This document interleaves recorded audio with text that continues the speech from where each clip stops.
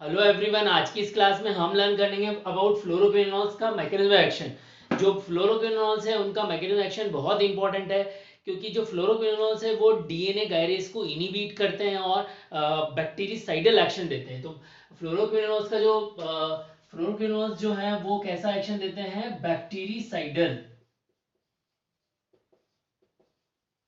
अब bactericidal action किस तरह से प्रोड्यूस करते हैं ये हमें आज की क्लास में लर्न करना पड़ेगा। सबसे पहले देखते हैं, देखिए ये जो हमारे पास में बैक्टीरियल सेल है और ये जो रेड कलर से सर्कुलर जो स्ट्रक्चर मैंने बनाई है वो बैक्टीरियल सर्कुलर डीएनए है। ये डबल हेलिक्स में होता है, आपको पता है डीएनए जो है डबल हेलिक्स में होता है। अब बैक्टीरिया जनरली क्या करता है? बैक्टीरिया बाइनरी फिशन के थ्रू डिवीजन करता है और बाइनरी फिशन के थ्रू डिवीजन करके दो बैक्टीरियल सेल्स बनाता है। ओके, तो जब ये दोनों बैक्टीरियल सेल्स बनेगी बाइनरी फिजन के थ्रू, ओके, सो यहां पर क्या होगा? दोनों सेल्स के अंदर हमारे पास में न्यूक्लिक एसिड होगा, जो कि इनका न्यूक्लिक एसिड जो है वो न्यूक्लिक मटेरियल जो है वो डीएनए है। तो दोनों बाइनरी डिवीजन के थ्रू नए डॉटर सेल्स के अंदर हमारे पास में नया डीएनए आ जाएगा। अब इसको डीएनए यहाँ पर नया डीएनए देने के लिए इनको क्या करना है? यहाँ पर रेप्लिकेशन करना पड़ेगा। तो डीएनए का क्या करना पड़ेगा? रेप्लिकेशन करना पड़ेगा। ओके, सो डीएनए का जो रेप्लिकेशन होगा वो किस तरह से होगा? इसके लिए ये देखिए डीएनए का डबल हेलिक्स हमारे पास में है, और जो डीएनए का डबल हेलिक्स है और डीएनए में हमको पता ही है कि नाइट्रोजन बेसेस होते हैं और वो हाइड्रोजन बॉन्ड्स के थ्रू आपस में अटैच रहते हैं। क्लियर? सो जब ये जो डबल हेलिक्स है वो क्या होगा? अनवाइंड होगा और एक सिंगल स्ट्रैंड की फॉर्म में होगा, तो इसको क्या कर सकेंगे? इसको हम रीड कर सकेंगे। तो बैक्टीरिया जो है अगर ये अनवाइंड अगर हो जाएगा तो बैक्टीरिया उसको क्या कर लेगा? रीड कर लेगा, और रीड कर लेगा तो फर्दर उसका डीएनए का रेप्लिकेशन प्रोसेस स्टार्ट हो जाएगा। तो इसके लिए बैक्टीरिया के पास में क्या होता है? बैक्टीरिया के पास में एक एंजाइम होता है, उस एंजाइम का नाम है DNA helicase enzyme. Okay, so DNA helicase जो है सबसे पहले क्या करेगा? जो डबल हेलिक्स स्ट्रक्चर है वहां आकर बाइंड करेगा, और बाइंड करके उस स्ट्रक्चर को डीएनए हेलिकेज क्या करेगा? अनवाइंड कर देगा। यहां पर ये हाइड्रोजन बॉन्डिंग्स जो है, these are the H bonds.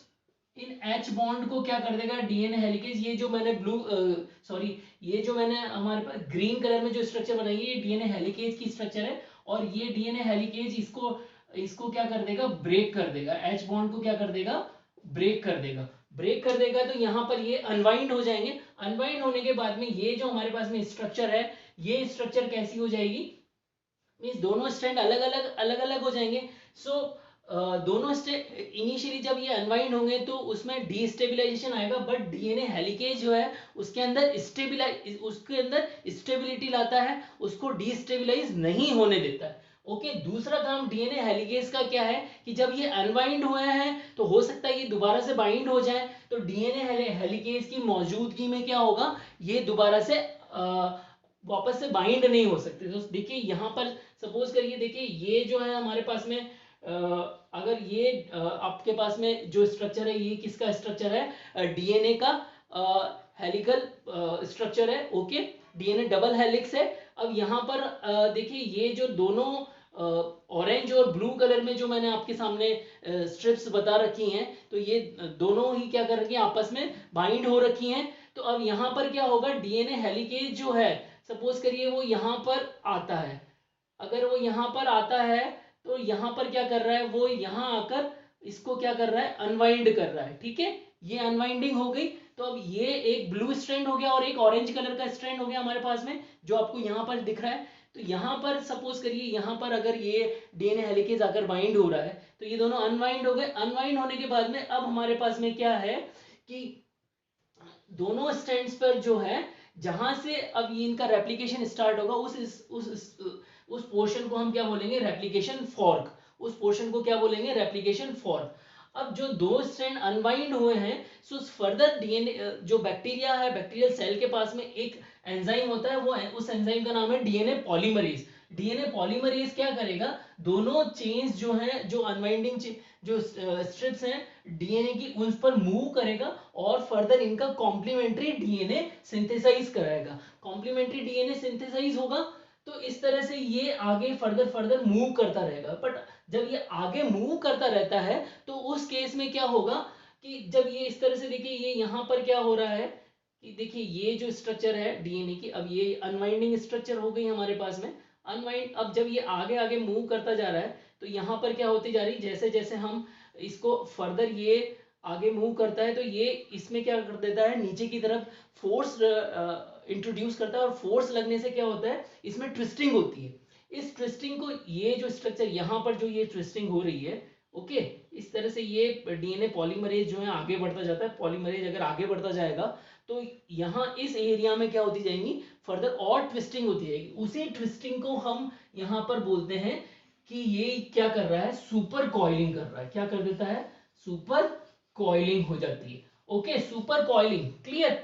अब जब सुपर कॉइलिंग अगर एक ही डायरेक्शन में होती है, ओके, अगर वो क्लॉकवाइज डायरेक्शन में हो रही है सपोज, तो उसको जिस डायरेक्शन में ऑलरेडी मौजूद है, अगर उसी डायरेक्शन में अगर वो ट्विस्टिंग हो रही है तो उस ट्विस्टिंग को हम बोलेंगे पॉजिटिव सुपर कॉइलिंग।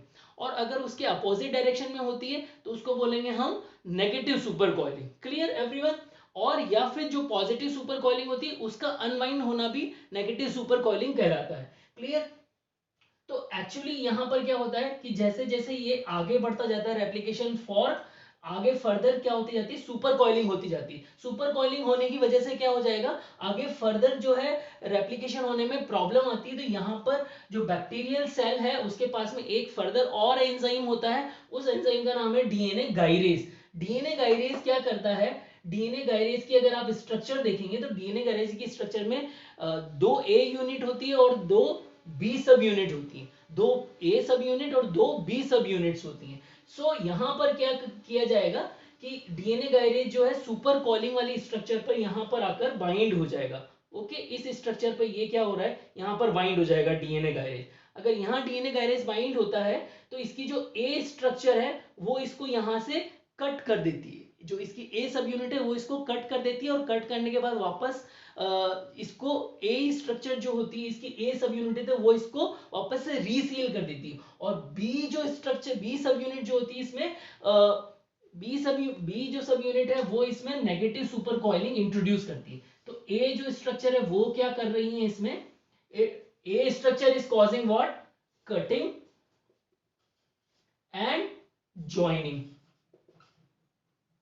ओके, और बी सब यूनिट क्या कर रही है, नेगेटिव सुपर कॉइलिंग इंट्रोड्यूस कर रही है।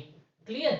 सो डीएनए गाइरेज की ये खासियत है। सो अब डीएनए गाइरेज क्या कर रहा है, डीएनए गाइरेज की प्रेजेंस में फर्दर रेप्लिकेशन फॉर्क जो है वो आगे की तरफ बढ़ता जाएगा, और डीएनए जो पॉलीमरेज है वो फर्दर आगे बढ़ता जाएगा, और कॉम्प्लीमेंट्री डीएनए जो है फर्दर फॉर्म होता जाएगा। तो यहाँ पर जो मैंने कॉम्प्लीमेंट्री डीएनए बनाया है वो ब्लू कलर में बनाया है, ठीक है। रेड कलर वाला डीएनए जो है हमारा मदर डीएनए वो आइडेंटिकल डीएनए, ठीक है। तो इस तरह से ये आगे आगे बढ़ता जाएगा, और पूरा का पूरा डीएनए जो है फर्दर नया DNA synthesise, identical DNA synthesise हो जाएगा।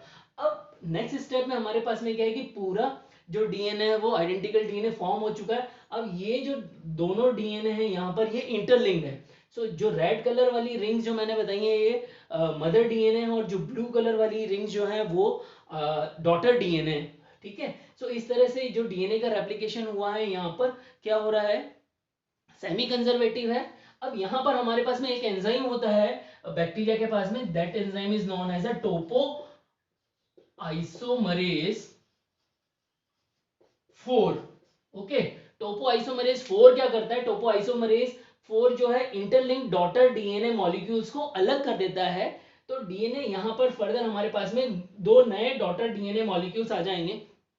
तो इस तरह से बाइनरी फिशन के थ्रू हमारे पास में क्या आ गए, दो नए डॉटर डीएनए आ गए, जिसमें एक जो है मदर डीएनए वाला डीएनए है, और दूसरा जो है सेमी कंजर्वेटिव जो हमारा नया आइडेंटिकल डीएनए इसमें बना है। तो इस तरह से यहाँ पर बैक्टीरियल सेल का रेप्लिकेशन पूरा हो गया। सो अब यहाँ समझने वाली बात यह है कि ये सब कुछ इसका जो बैक्टीरियल सेल है इसका ये सर्वाइवल प्रोसेस है। अब फ्लोरोक्विनोलोज किस तरह से साइडल एक्शन देंगे, तो फ्लोरोक्विनोलोज जो है दो तरह से यहाँ पर ग्राम पॉजिटिव बैक्टीरिया और ग्राम नेगेटिव बैक्टीरिया जो होते हैं उनमें दो तरह से एक्ट करते हैं।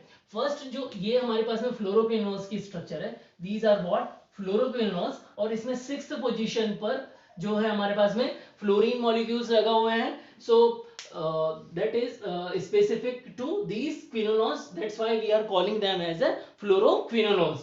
फ्लोरोक्विनोल्स क्या करते हैं, पहला जो है ग्राम नेगेटिव बैक्टीरिया जो होते हैं उसके अंदर ये डीएनए गायरेज पर बाइंड करते हैं। डीएनए गायरेज की जो ए सब यूनिट होती है, okay, in gram negative bacteria, okay, they bind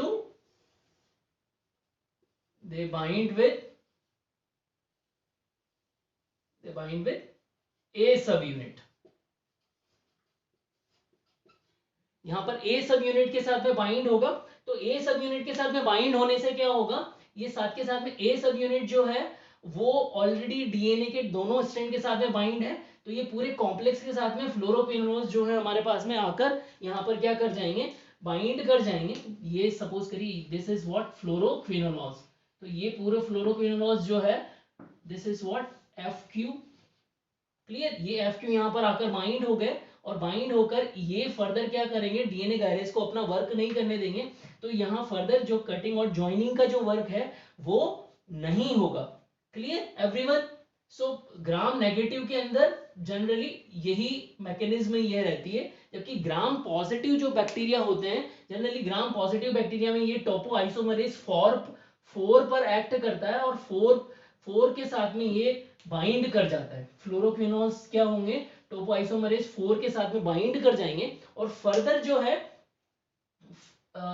daughter जो डीएनए इनका क्या हो जाएगा, डैमेज हो जाएगा, क्योंकि ये फर्दर आगे का रेप्लिकेशन प्रोसेस पूरा नहीं होगा, तो यहाँ पर फर्दर जो डैमेज डीएनए सिंथेसाइज होगा, ये डैमेज डीएनए सिंथेसाइज हो रहा है, डैमेज डीएनए एंडोन्यूक्लियस का सिंथेसिस की सिग्नलिंग देता है। जो डैमेज डीएनए वो फर्दर क्या करेंगे, एंडो न्यूक्लियेजेस की सिंथेसाइज करते हैं।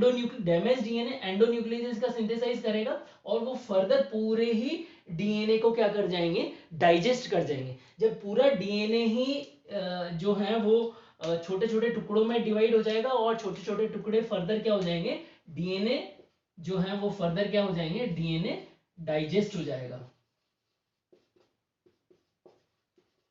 Okay.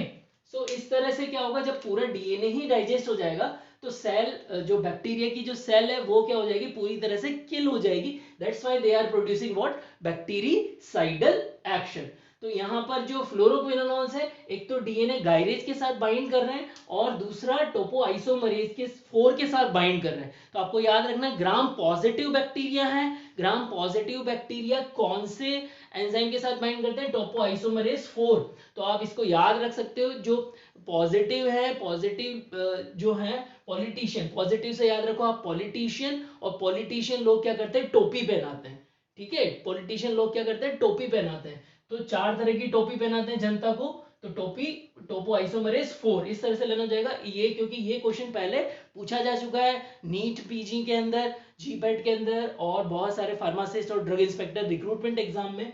So fluoroquinolones are binding on which, binding with which enzyme, so ये टोपो आइसोमरेज 4 एंजाइम के साथ में बाइंड कर रहा है। तो यहाँ पर क्वेश्चन आता है डीएनए गायरेज के लिए भी क्वेश्चन आता है कि कौन से तरह के बैक्टीरिया में ये डीएनए गायरेज से बाइंड करता है, तो वो ग्राम नेगेटिव बैक्टीरिया उसका आंसर होगा।